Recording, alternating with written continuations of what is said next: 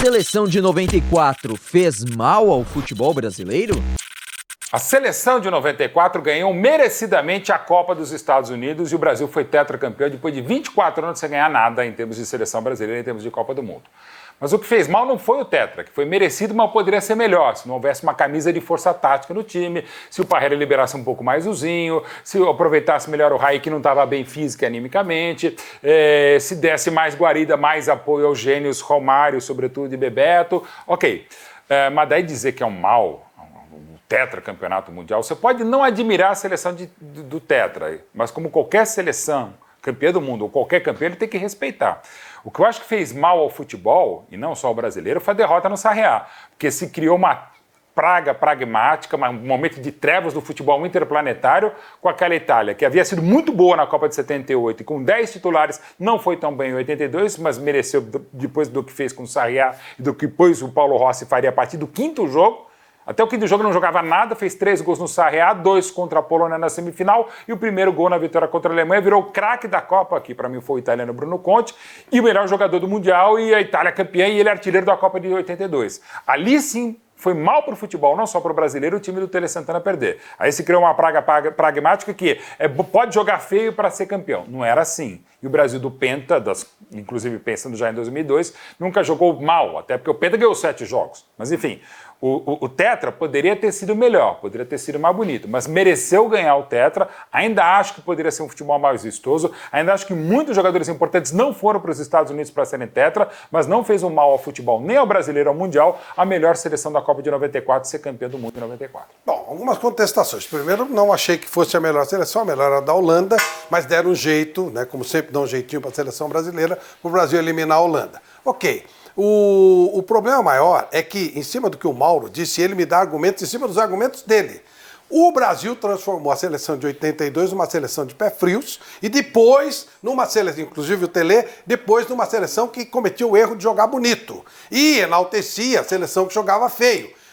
Não, faltou inteligência para entender a situação e a maneira. Você colocou de maneira inteligente, coerente, só que aqui não se entendeu assim. E virou a praga do futebol feio, horroroso, péssimo, mal jogado. Futebol que não é possível de se ver. E o futebol brasileiro, que tinha uma característica, que era a característica da seleção de 82, foi para o espaço. Portanto, é óbvio que a seleção de 94 foi um mal para o futebol brasileiro a longo prazo. Evidentemente que foi. O futebol brasileiro perdeu a sua principal característica. Entrevistei o Johan Cruyff em 89 e ele me disse, quando você foge da sua cultura, você se quebra, você passa a fazer a coisa mal feita. E é o que eu penso. O futebol brasileiro nunca mais retomou seu caminho depois daquela vitória, que foi uma vitória indevida, que não foi merecida no meu modo de entender, e jogando um futebol horroroso. O Flávio, parece até um esporte de discussão mesmo, porque a gente discorda concordando.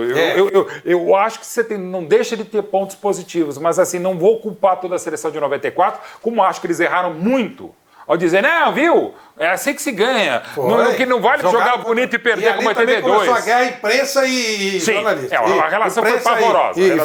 Já não era boa em 90, aliás, tinham 10 do time lazarento de 90 que foram campeões tetra em 94, foram fundamentais, sobretudo o Romário. Mas assim, eu não gosto de dar um peso àquele time, como também não quero dizer que o time de 94 foi melhor que o 82. Se eu quiser rever jogos, digamos, se eu for escolher jogos, eu vou preferir muito mais os jogos de 82 ou de 94.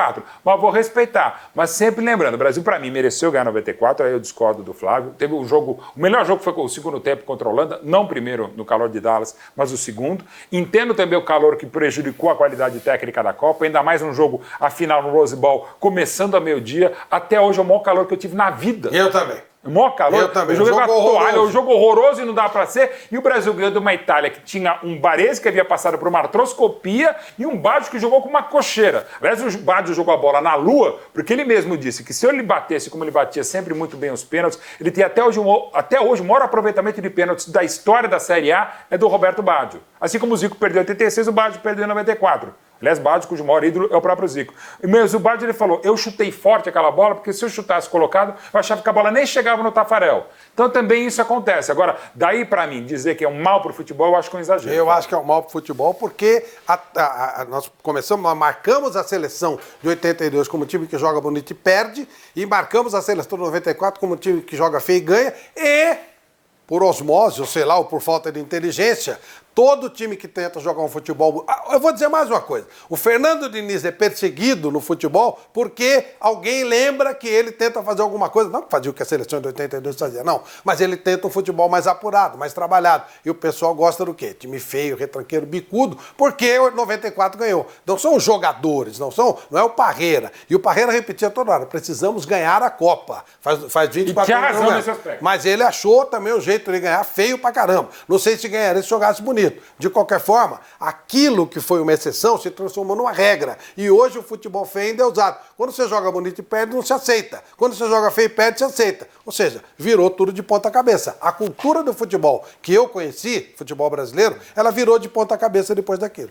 Eu acho que a gente administrou mal essa grande vitória, porque inegavelmente é uma grande vitória, até pela gigantesca pressão que se fazia, inclusive nas eliminatórias. O jogo Brasil-Equador foi 2-0 no Morumbi, não é que o Parreira e o coordenador técnico Zagallo foram vaiados, eles foram xingados, né? E havia um grande São Paulo bicampeão da América naquele momento, e que seria bicampeão do mundo ao final de 93, que foi fundamental o São Paulo para a conquista do Brasil, porque foi mudando, inclusive, os parâmetros. Dá para você, em nível de clube, fazer o que fez justamente com o Tele Santana, que absurdamente era demonizado pela derrota em 82 e até pelo empate e a derrota nos pênaltis para 86. Isso que eu tô contigo também, Flávio. Em 86, quando o Brasil já não foi tão bonito, não foi tão vistoso e não era tão bom, o Brasil foi quinto colocado, como em 82, perdeu nos pênaltis para uma baita seleção da França e com essa diferença básica. Ele perdeu nos pênaltis, o que ganharia depois em 94 dos pênaltis. Então vai que o Baggio não chutasse, o Brasil perdesse a Copa de 94. A diferença não seria tão gritante, mas aí poderia ter mudado. Se o Brasil perde a Copa de 94 nos pênaltis, como perdeu as quartas de final de 86, talvez, claro, o nosso tema aqui seria outro, mas talvez, será que o futebol seria outro também, Eu acho Fábio? que sim, porque aí nós teríamos referência com referência. E o futebol brasileiro, como diz Johan Cruyff, não teria perdido a sua cultura.